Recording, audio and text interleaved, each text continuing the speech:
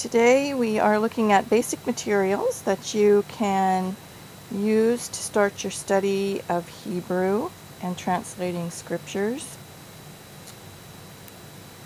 These are the basics. There are other things that I use, but these will get you started. Now, I want you to know that my cat is supervising,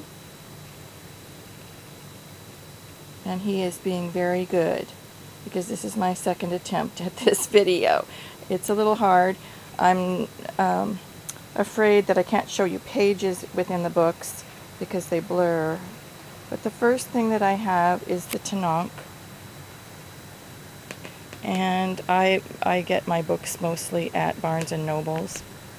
And to be honest, I have found things at garage sales that have been helpful. The Tanakh is in the Hebrew format. It does open to the right, and on the right side you will see the Hebrew. On the left is the English. The Hebrew goes from right to left, the English from left to right. The Chumash is the second thing that's very good, and that is the Hebrew Pentateuch is here. They call it the Torah. The Hebrew is here.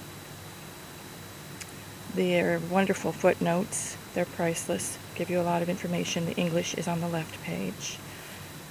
And it also reads from, or opens from the right, and you read to the right to the left. I have various versions of the Bible. I have many NIV. I have the women's version, the study Bible, and I have King James. I have on a CD that gives me many versions of Bible, but whatever you're familiar with, I love the footnotes, as you can tell. I like to have the option to look up the other scriptures, which is given in the median on this one. Then we have a Hebrew and English dictionary. This, I would rather just have the Hebrew. The English I use a bit, but not so much. I went in and put tabs for my different letters of the alphabet. The Hebrew is given in the back, and that way I can look up the specific letter and work from there. But I would say the majority of the time I am translating the word for myself. I have a wonderful magnifying glass. I got that at the local Tree of Life Jewish bookstore, and you can order things. You can go online and find the Tree of Life too. I have a notebook where I keep things.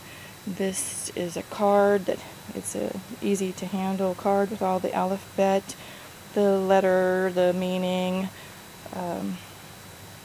that sort of thing. And that I got a Jewish rabbi had fixed those for his congregation, and one of the congregants gave me his.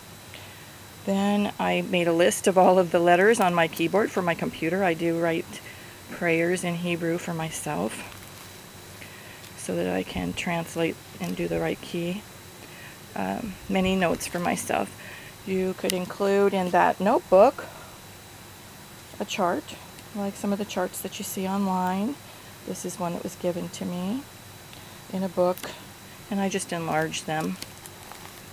And it gives the pictorial meanings, and those are your basic meanings that you'll start with. Then I made myself a chart on my Excel spreadsheet with the letter, the sound, examples, maybe a Hebrew name of that letter, the letter itself so you know what it looks like, and the meanings, and its numerical value. So I went through and did that myself. The more times and the more ways I can write things, the better I retain information. But I like to learn from using, because I don't have good retention of memory. I can't memorize, in other words. So here again is my list for my keyboard, so I can type on the keyboard. Here's a list that came from a book that I got again at the Tree of Life bookstore.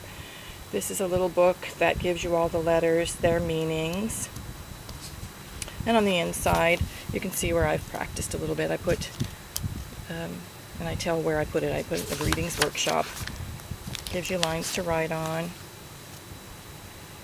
And it's just a nice little book. Another list that shows you what the letters will look like in the current way that they write them, the script way, the historical way, and their numeric value. Just a lot of different charts I put in. I've, for many years now, been making my own Hebrew calendar rather than purchasing it. It helps me to know when the feasts and festivals are, and you need to know those to be able to translate the scriptures correctly. Also, I put my yahrzeits for deaths in my family and birth dates on. I translate them into the Hebrew dates and put them on my calendar. Another nice drawing of Hebrew letters and how to draw them and write them, and I just enlarge things so that I can have them to use and see them easily. And then I take a lot of notes and write. Here's one of the prayers I wrote for myself. I believe I'm given some tasks by God Himself to translate. So there's a notebook, which is a good idea for keeping your things, and those are my basic materials. I hope that gives you a good idea of how to get started.